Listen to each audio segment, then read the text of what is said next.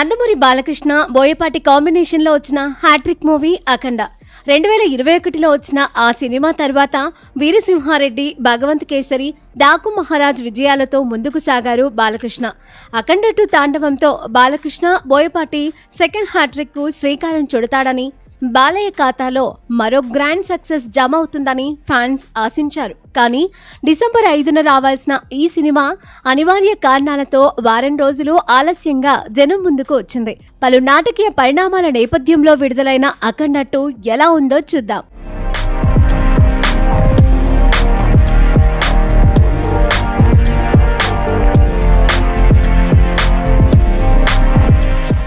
అఖండ చిత్రంలో ప్రకృతిని దోచుకుంటే దైవం చూస్తూ ఊరుకోదు, ఖచ్చితంగా శిక్షిస్తుందని చూపించిన దర్శకుడు బోయపాటి శ్రీను అఖండ 2 సినిమాలో సనాతన హిందూ ధర్మం గొప్పతనాన్ని చాటి చెప్పే ప్రయత్నం చేశారు.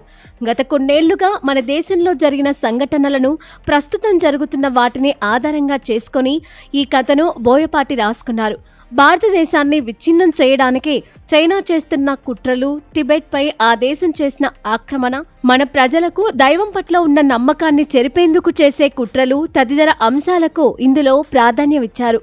అఖండ సినిమాకు ఎక్కడ శుభం కార్డు పడిందో అక్కడే ఈ కథ మొదలైంది. అరివర్గాలను హతమార్చిన అఖండ రుద్ర అష్టలింగ పీఠంలో తపస్సు చేయడానికి హిమాలయాలకు వెళ్లిపోతాడు. ఇక్కడ మురళీకృష్ణ ఎమ్మెల్యేగా ఎన్నికై ప్రజలకు సేవ చేస్తూ ఉంటాడు. అతని భార్య శరణ్య కన్ను మూయడంతో కూతురు జననిని కంటికి రెప్పలా కాపాడుతూ సైంటిస్టును చేస్తాడు. ఈ దేశ హితం కోసం ఆమె టీం హిమాచల్ ప్రదేశ్ లో పనిచేస్తూ ఉంటుంది. వారంతా ఆర్మీ ఆఫీసర్ అర్చన సంరక్షణలో ఉంటారు. ఇదిలా ఉంటే పీఎం పీఠంపై కన్నేసిన ప్రతిపక్ష నేత అజిత్ ఠాకూర్ చైనా జనరల్ జంగ్లీతో చేతులు కలుపుతాడు. ఈ దేశాన్ని నాశనం చేయాలంటే ప్రజలలో ఉన్న దైవభక్తిని తొలగించాలని, దేవుడు సైతం తమను కాపాడలేడనే భావనకు వారిని లోన్ చేయాలని అజిత్ ఠాకూర్ ప్రయత్నిస్తాడు. అందుకు మహాకుంభమేళాను అనువుగా వాడుకుంటాడు. పవిత్ర గంగాజలాన్ని కలుషితం చేసి తద్వారా ప్రజలు వైరస్ బారిన పడేలా పన్నాగం పన్నుతాడు. ప్రతిపక్ష నేత చైనా జనరల్ చేసిన ప్రయత్నాలను అఖండ రుద్ర ఎలా అడ్డుకున్నాడు? సనాతన ధర్మాన్ని తుడిచివేయాలని వారు చేసిన కుతంత్రాన్ని ఎలా ఎదుర్కొన్నాడు? వైరస్ ను రూపుమాపడం కోసం జనని టీం తయారు చేసిన వ్యాక్సిన్ ను నాశనం చేయాలనుకున్న వారి కుట్రలను ఎలా భగ్నం చేశాడు అనేది మిగతా కథ. అఖండలో తన తమ్ముడి కూతురు ఆపదలో ఉన్నప్పుడు రక్షించడానికి వచ్చిన అఖండ రుద్ర ఇందులో ఈ దేశ కార్యంలో నిమగ్నమైన అదే అమ్మాయికి శత్రువుల నుండి ప్రమాదం సంభవించినప్పుడు రంగంలోకి దిగుతాడు. వ్యాక్సిన్ ప్రభుత్వానికి చేరకుండా అడ్డుకున్న నేత్ర అనే తాంత్రికుడు చేసే పన్నాగాన్ని భగ్నం చేయడమే కాకుండా శత్రుదేశ సైనికులను దునుమాడి ధర్మరక్షణ ఆవశ్యకతను జనాలకు బోధిస్తాడు.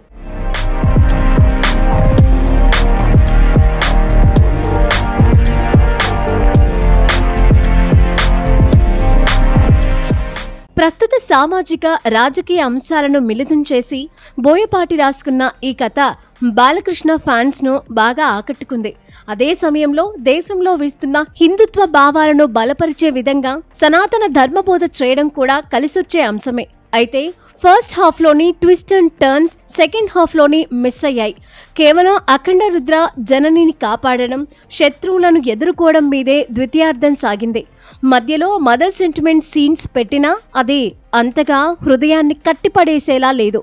అయితే తల్లి మరణాంతర సన్నివేశాలు కాస్తంత థ్రిల్లుకు గురిచేస్తాయి. అఖండలో బాలకృష్ణ, ప్రజ్ఞా జైస్వాల్ ట్రాక్ అద్భుతంగా పడింది. అది ఇందులో మిస్ అయింది. సంయుక్త పాత్ర ఓ మాస్ సంగ్ యాక్షన్ ఎపిసోడ్కే పరిమితం కావడం కాస్తంత నిరాశకు గురి చేసే విషయం. నటీనటుల విషయానికి వస్తే బాలకృష్ణ 2 పాత్రలకు సంపూర్ణ న్యాయం చేశాడు.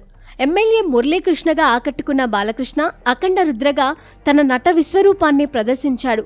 ఆ 2 పాత్రలతో చెప్పించిన డైలాగ్స్ ఆడియన్స్ తో క్లాప్స్ కొట్టించేలా ఉన్నాయి. మరీ ముఖ్యంగా కొన్ని పొలిటికల్ డైలాగ్స్ ఫ్యాన్స్ తో విజిల్స్ వేయిస్తాయి. ఇందులో బజరంగి భాయిజాన్ ఫేమ్ హర్షాలి కీలకమైన జనని పాత్రను పోషించింది. ఉత్తరాది ప్రేక్షకులు ఆమెను ఓన్ చేసుకుంటారేమో చూడాలి. ఆదిపినిశెట్టి పోషించిన తాంత్రికుడి పాత్ర ద్వితీయార్థంలోనే ఎంట్రీ ఇస్తుంది. అతనిపై చిత్రీకరించిన 2 యాక్షన్ ఎపిసోడ్స్ లో మొదటిది బాగుంది, రెండోది పూర్తిగా గ్రాఫిక్స్ మయం. మెయిన్ విలన్స్ గా సాంగ్య, కబీర్ దుహన్ సింగ్, కల్కి ఫేమ్ శాశ్వత్ చటర్జీ చేశారు. ఇతర ప్రధాన పాత్రలను పూర్ణ, మురళీమోహన్, ఝాన్సీ, అనీష్ కురువిల్లా, సర్వదమన్ బెనర్జీ, రవివర్మ, విజి చంద్రశేఖర్, వైజి మహేంద్ర, శరత్ లోహితస్య తదితరులు పోషించారు. వీరంతా పాత్రల పరిధి మేరకు నటించారు తప్పితే తమదైన ముద్రను వేయడంలో విఫలమయ్యారు. బోయపాటి శ్రీను చిన్న కొడుకు వర్షిత్ ఇందులో భక్త ప్రహ్లాదుడి పాత్రలో కనిపిస్తాడు. ఈ చిత్రానికి బోయపాటి రాసిన సంభాషణలు ప్రధాన ఆకర్షణ. తమన్ నేపథ్య సంగీతం సన్నివేశాలను నిలబెట్టేలా ఉంది. జాజికాయ పాట మాస్ కోసం పెట్టిందే తప్పితే కథకు ఉపయోగపడేది కాదు. మిగిలిన బ్యాక్గ్రౌండ్ సాంగ్స్ డివోషనల్ టచ్తో అలరించాయి. సినిమాటోగ్రఫీ, ప్రొడక్షన్ వాల్యూస్ అన్నీ గొప్పగానే ఉన్నాయి. కానీ ద్వితీయార్థంలో కథ మొత్తం ఒకే చోట తిరగడం, సనాతన ధర్మ ప్రచారానికే అధిక ప్రాధాన్యత ఇవ్వడం సగటు ప్రేక్షకుడిని మెప్పించకపోవచ్చు. అయితే బాలకృష్ణ ఫ్యాన్స్కు యాక్షన్ సన్నివేశాలను ఇష్టపడే వారికి అఖండ 2 నచ్చుతుంది.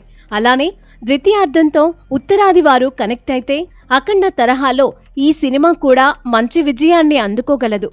ఏది ఏమైనా లేట్ రిలీజ్ అనేది బాలయ్య బాబు అభిమానులలో మొన్నటి జోష్ను తిరిగి తీసుకురాలేదనే చెప్పాలి.